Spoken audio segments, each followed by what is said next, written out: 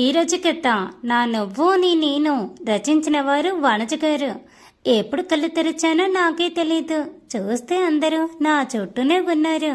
విరాట్ నా చేయి పట్టుకుని ఉంటే మిగతా వాళ్ళు నా వైపు ఆతృతగా చూస్తున్నట్టు అనిపిస్తూ ఉంది. అతి కష్టం మీద ఓపిక చేసుకుంటూ తల తిప్పి చుట్టూ చూస్తే అప్పుడు అర్థమైంది అది నాకు హాస్పిటల్ అని. విరాట్ చేతిని కదిలిస్తూ నేను హాస్పిటల్లో ఎందుకు ఉన్నాను విరాట్ అని మెల్లిగా అడుగుతూ ఉన్నప్పుడే నా దగ్గరికి వచ్చిన సుమతి ఆంటీ ఒక ఇంజెక్షన్ ఇచ్చింది. చిన్నగా మూలిగి అతని చేతిని ఇంకా గట్టిగా పట్టుకుంటే Virat come to my room అని చెప్పి వెళ్ళింది. అతన్ని ఆపేస్తూ వెళ్ళకు ఇక్కడే ఉండు అని నేనంటే అత్తయ్య మమ్మీ చూసుకుంటారు, నేను ఇప్పుడే వస్తేంరా అని చెప్పి నా చెయ్యి విడిపించుకొని మరీ వెళ్ళిపోయాడు విరాట్. అత్తయ్య ఏం జరిగింది అని నేను అడుగుతూ ఉంటే అమ్మ ఏడు పాపుకుంటూ ఉంది. అత్తయ్య ధైర్యంగా ఉంటూ నీకేం కాలేదురా, చిన్న కడుపు నొప్పినే, దానికి నీకు పెయిన్గా ఉంది అని అత్తయ్య ధైర్యం చెప్తూ ఉంటే ఇది కాదు ఇంకేదో ఉంది అనుకుంటూ కళ్ళు మూసుకున్నాను నేను. నైట్కి నన్ను డిశ్చార్జ్ చేస్తూ కొన్ని రోజులు జాగ్రత్తగా చూసుకో విరాట్ అని చెప్పింది మా సోమ ఆంటీ. సరే ఆంటీ 1 వీక్ నేను వసు దగ్గరే ఉండి జాగ్రత్తగా చూసుకుంటానని విరాట్ చెప్పాక సోమ ఆంటీ నన్ను డిశ్చార్జ్ చేసింది. అందరం మా ఇంటికి వెళ్ళాం. నేను మా రూమ్ కోసం వెళ్తుంటే వసు నువ్వు ఆగ్రా వస్తున్నా అని చెప్పి నన్ను ఎత్తుకొని తీసుకొచ్చి రూమ్లో పడుకోబెట్టాడు విరాట్. ఓయ్ ఏంటయ్యా ఈ స్పెషల్ కేరింగ్ అని నేను అడిగితే మేడం స్పెషల్ పర్సన్ కాబట్టి స్పెషల్ కేరింగ్ అని చెప్పి నా బొగ్గలాగి ఏమైనా తింటావా అని అడిగాడు. దానికి నేను చెప్పాల్సిన ఆన్సర్ ఏంటి, వద్దు అని, కావాలని కదా, కానీ మనం తోపు కాబట్టి ఊరి దగ్గర వదిలేసిన నాటుకోడి పులుసు అలసంద వడలి కావాలి అని చెప్పాను నేను.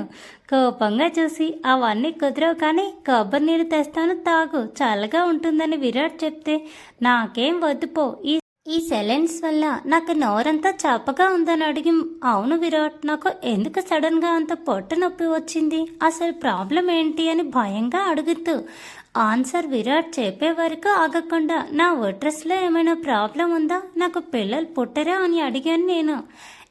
ఏంటి ఆ మాటలు, ఏదో చిన్నగా కడుపు నొప్పి వచ్చింది అంతే, దానికెందుకు అంత ఓవర్ థింక్ చేస్తావు వసు, నా బంగారానికి 2 పిల్లలు పుడతారు, నన్ను డాడీ అంటారు, వాళ్ళతో నేను ఆడుకుంటాను అని విరాట్ అంటూ నా పొట్ట మీద స్ట్రెస్ ఇవ్వకుండా తలపెట్టి మొద్దులు పెడుతూ ఉంటే మరి నేను అని ఉక్రోషంగా అడిగాను. నువ్వు మా ముగ్గురి కోసం పనులు చేస్తూ అలసిపోయి ఉంటావు, నిన్ను మాత్రం పండు పండానే అంటారు చూస్తూ ఉండు అని విరాట్ అంటే నో నేను ఒప్పుకోను, వాళ్ళు కూడా నీలాగే వసు అని స్వీట్గా పిలవాలని చెప్తూ ఇప్పుడు ఆకలిగా ఉంది విరాట్ అని చెప్పాను.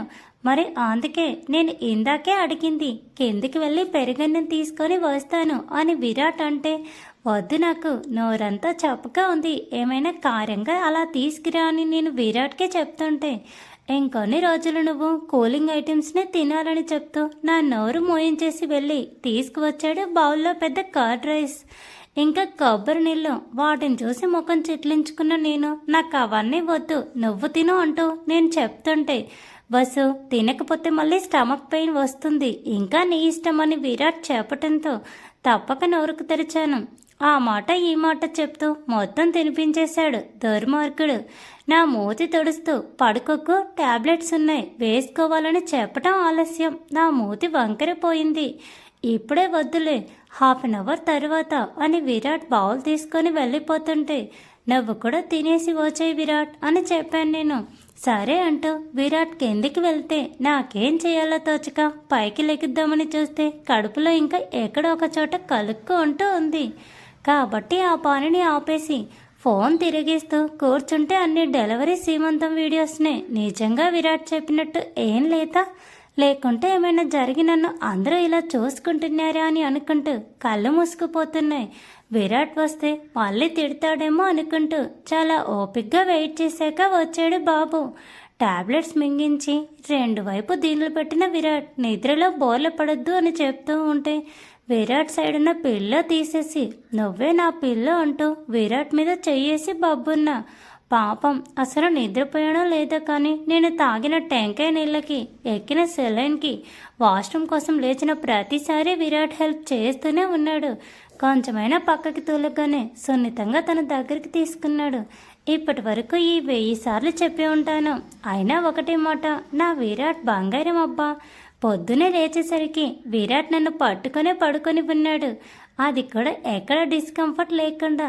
తెల్లారాక నేను లేస్తూ ఉంటే అప్పుడే ఏమీ అవసరం లేదు, ఇంకాసేపు పడుకో అని చెప్పి విరాట్ కిందికి వెళ్ళిపోతే, అబ్బా ఎప్పుడు చూడు లేవలేదు అని తిట్టిన విరాట్నే ఇప్పుడు పడుకో అంటుంటే ఎంత బాగుందో.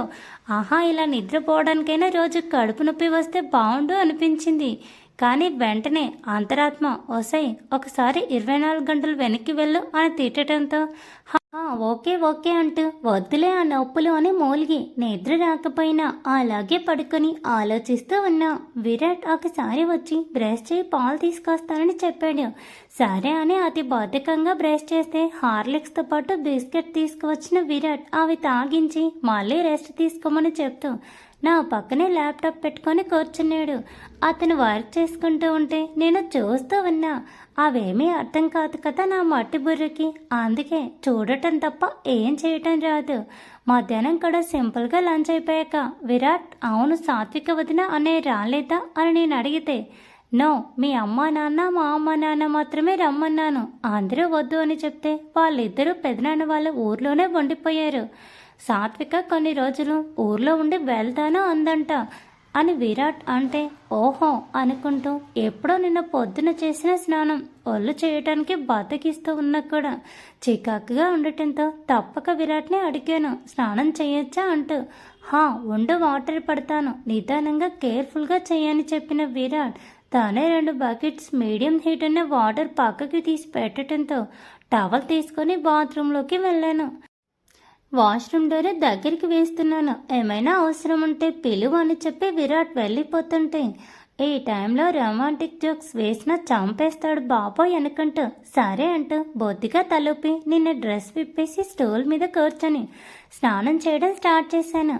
అరే వీళ్ళు చేసే హంగామాకి నాకు నేనే ఏదో 8 నెలల గర్భవతిని అన్న ఫీల్ వచ్చింది. కానీ ఆ అద్దంలో కనిపిస్తున్న నా సన్నటి నడుం అది నిజం కాదు అని చెప్పటంతో సర్లే ఏదో ఒకరోజు ఇదే అద్దం ముందు ఇంతెత్తి కడుపుతో నిలబడటం నువ్వే చూస్తావని స్నానం చేసి ఇన్నర్స్ వరకు వేసుకొని టవల్తో బయటికి వెళ్తే నైట్ డ్రెస్ తీసి పెట్టాడు విరాట్. స్నానం అంటే ఏదో నీళ్లు భుజాల మీద పోసుకొని చేశాను కాబట్టి ఏం పెయిన్ రాలేదు.